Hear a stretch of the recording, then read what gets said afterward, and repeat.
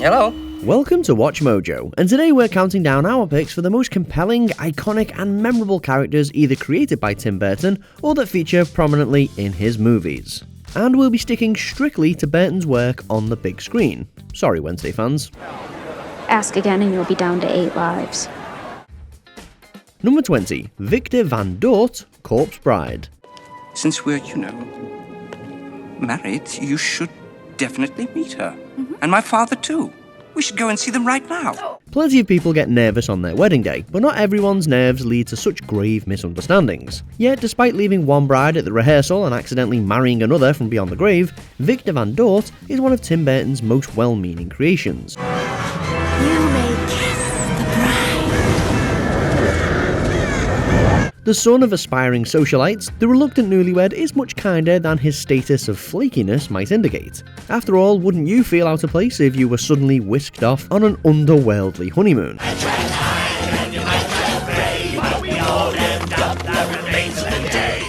In any case, despite his clumsiness and indecisiveness, Victor maintains his idealism and a strong dedication to those who care about him. He firmly believes in doing the right thing rather than the easy thing, and that's something we can definitely get behind.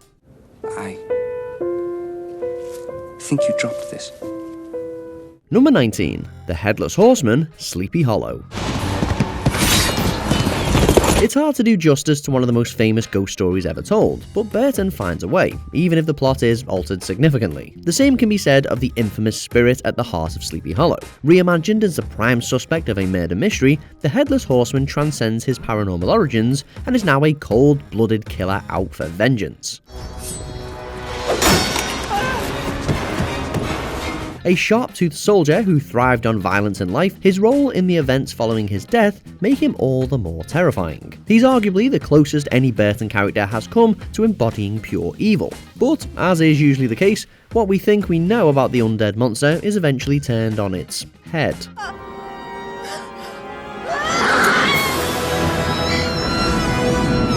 Number 18. General Thane, Planet of the Apes. We're still not sure what business Tim Burton had directing this misguided remake. Given the insurmountable precedent set by the 1968 original, it's fair to say this Planet of the Apes was destined to blow up. But one thing we can't scoff at is the excellent antagonist we got for our troubles. Even without much of a show to steal, Tim Roth completely throws himself into the role. Oh, isn't she General Thane is a malevolent chimp determined to persecute those he believes are beneath him. While undeniably wicked, his eccentric behaviour also represents just how much fun this Planet of the Apes could have been. They'll beat their chests and ask for my help. They are weak without you, sir. The corrupt ape fits in surprisingly well in the thematic line of Burton villains who reject outsiders.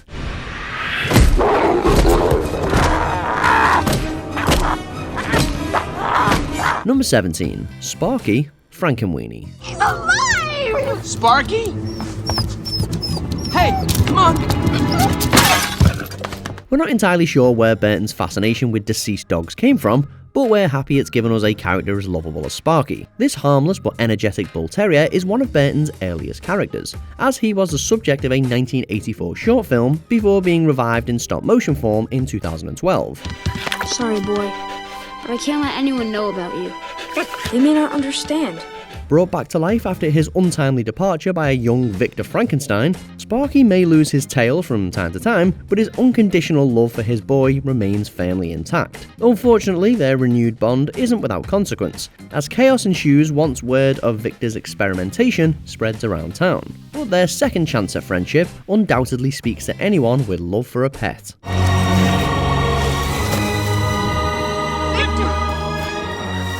Number 16. Selina Kyle / Catwoman, Batman Returns.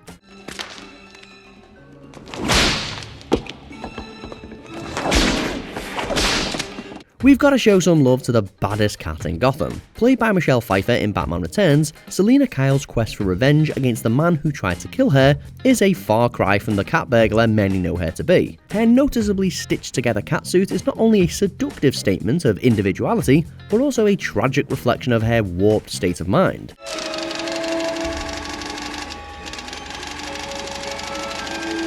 Garnering intrigue from the city's other rogues, she's at her strongest when doing things her own way. Even as the prospect of a happy ending with the Bat becomes more alluring, it's that commitment to herself that has influenced subsequent portrayals of Catwoman in the years since. I am Catwoman. Hear me roar. Number 15. Willy Wonka, Charlie and the Chocolate Factory. Dear guests, greetings. Welcome to the factory. I shake you warmly by the hand. In our heart of hearts, Gene Wilder's take on the reclusive chocolatier is still the most iconic. But that's not to say Johnny Depp's version of Willy Wonka is without its memorable qualities. Rather than try to one-up his predecessor, Depp instead reinvents the Candyman with an added depth beneath his delicious confections. Everything in this room is eatable. Even I'm eatable. But that is called cannibalism, my dear children, and is in fact frowned upon in most societies. His Wonka is easily the darkest iteration of the character, as he wears his disdain for others right on his finely tailored sleeves. But it's also the most sympathetic, as we're treated to a surprising backstory that informs his one-of-a-kind ideas. One thing's for sure though, no one can find the humour in a messed up situation quite like Willy. The juicing room? What are they gonna do to her there? They're gonna squeeze her, like a little pimple. Number 14. Ichabod Crane, Sleepy Hollow. Ichabod Crane, is that you? None other. The creative liberties Burton and company took when adapting the legend of Sleepy Hollow extended to the main character, but Johnny Depp's performance as Ichabod Crane does a lot to elevate the film's eerie vibe. A haughty schoolteacher in the original tale, Crane evolves into a timid detective sent to investigate a series of grisly murders. His socially awkward disposition, along with his predilection towards science and logic, provide the perfect counter to Sleepy Hollow's supernatural occurrences. Crane is definitely in over his head, but Depp knows exactly when to maintain his composure and when to dial things up. I saw him. As the constable's beliefs begin to change with each body that piles up, ours do as well.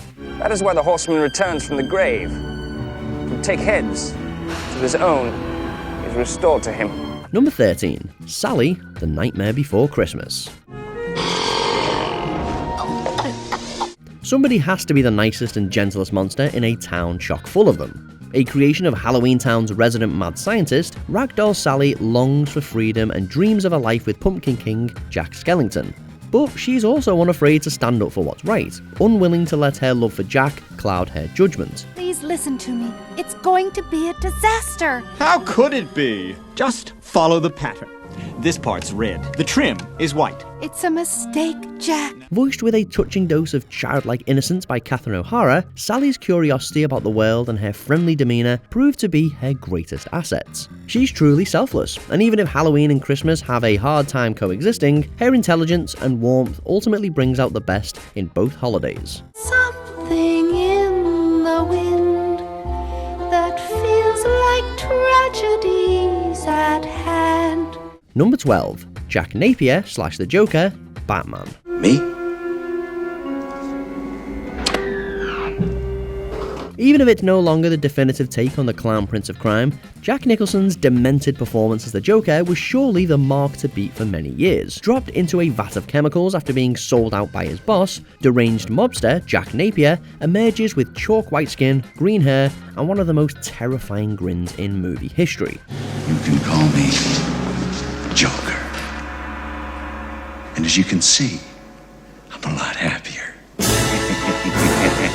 Nicholson lets his freak flag fly high as the Joker stakes his claim on Gotham City's underworld. He comes awfully close to stealing the movie from Batman himself. He fully embraces the spirit of the character with his cruel pranks and ingenious one-liners. This is one devil we will gladly dance with any chance we get.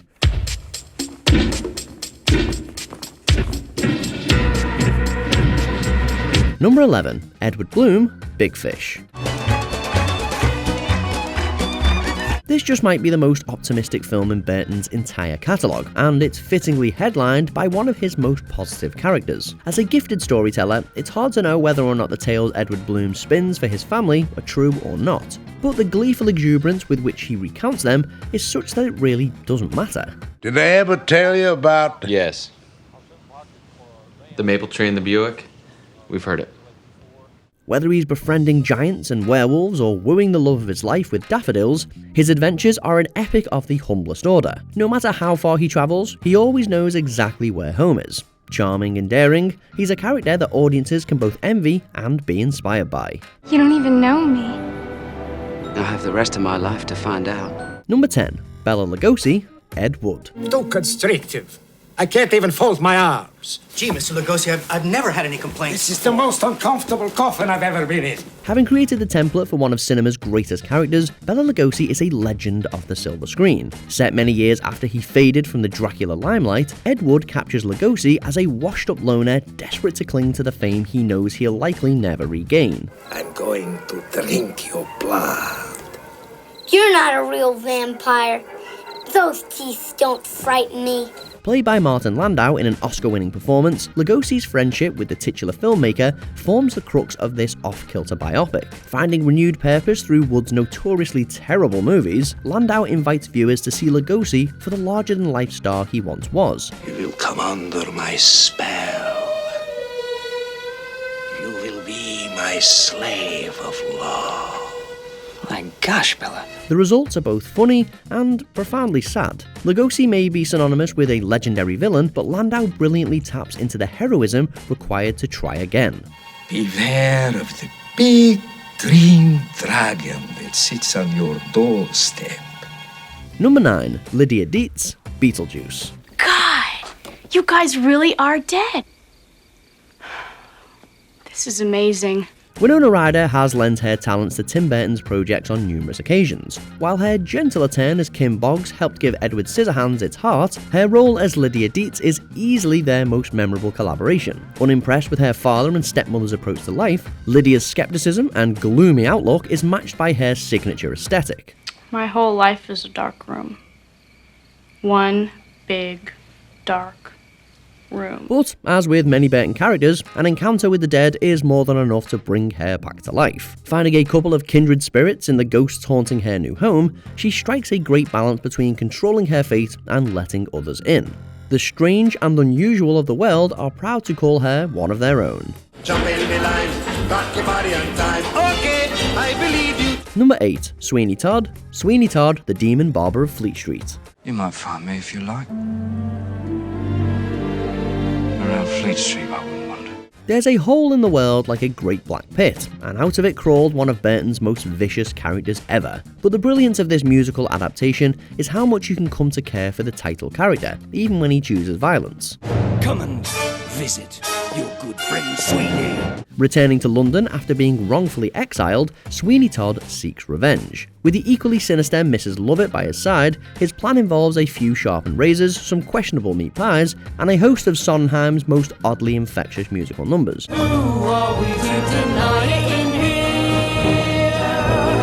Johnny Depp's transformation into the tragic anti-hero is startling to say the least, but he convinces us that even the cruelest world has something worth avenging.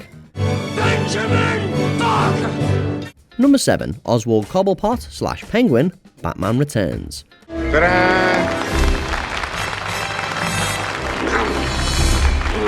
Tim Burton is no stranger to providing a new spin on well-known characters, but Danny DeVito's twisted performance as the Penguin is one of the ultimate examples of how the director is able to put his stamp on something for the better. From his rotund build to his flippers and startling disfigurements, Oswald Cobblepot is a creature straight out of gothic horror. My name is not Oswald!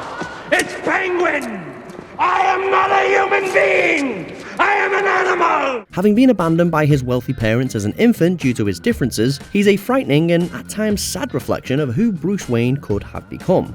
Oswald walks a very thin line between man and beast, and sometimes we don't know if we should be running from him or offering him a hug. Could be worse. My nose could be gushing blood. Your nose could be... Number 6. Ed Wood, Ed Wood. Edward D. Wood Jr. Burton rarely does biopics, but when he does, he knows precisely how to look for the authentic eccentricities of his subjects. Luckily, his predilection towards oddballs found a perfect match in someone he had long been a fan of. Everybody, we're about to embark on quite a journey. Recreating someone as singular as Ed Wood could have easily lent itself to parody, but Johnny Depp's sincere portrayal of the director is instead a tribute to the dreamer in all of us. Dolores, I have 5 days to complete this picture. Don't get goofy on me.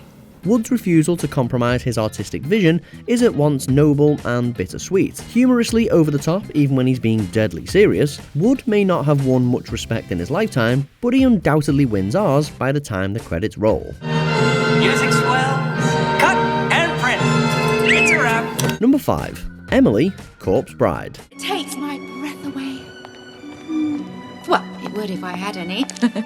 You can't get more macabre than awakening someone from the dead, but Emily is a textbook case of how to find humanity where you least expect it. Possibly the nicest and most beautiful zombie in movie history, Emily was dealt a cruel hand in life, but loses none of her admirable qualities in the face of death. Oh, in the woods, you said your vows so perfectly.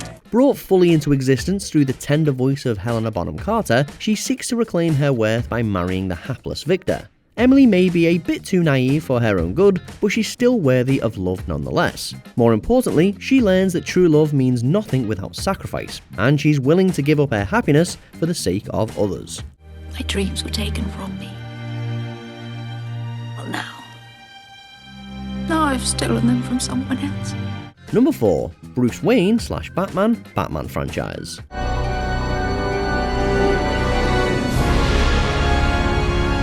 Who would have guessed that one of Burton's most haunting and complex characters to date would be a man dressed up as a bat? With the actor and character both generally associated with comedy at the time, few were prepared for Michael Keaton's portrayal of the Caped Crusader to be as layered and mature as it turned out to be. Bruce Wayne is a tortured soul running from his past, and Keaton masterfully conveys his quest for justice as a mask for his anger and loneliness.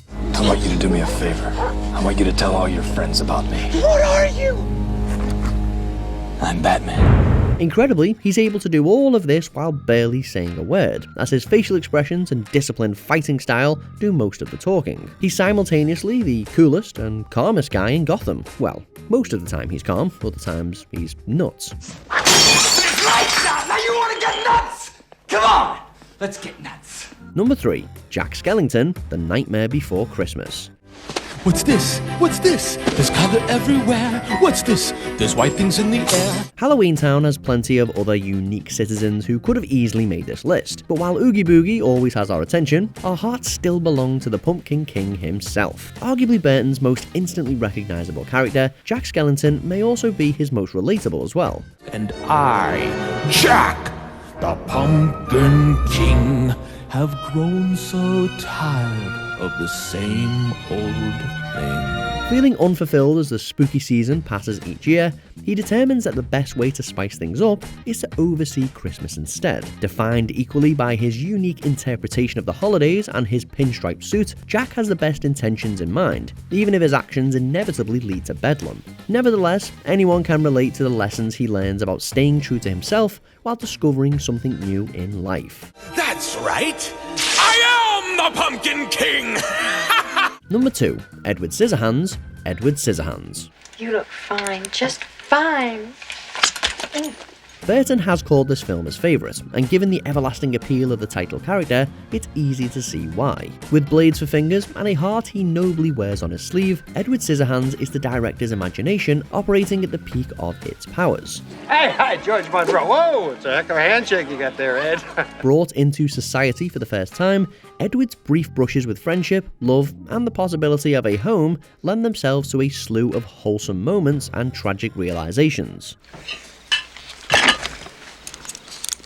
I'm sorry. Far too good for a world that can't see past his foreboding exterior, he comes closer than any of Burton's characters to mirroring the man himself. There's just something indescribably magnetic about a character we can't get too close to. How stupid of me. I'll just be going now. Don't go.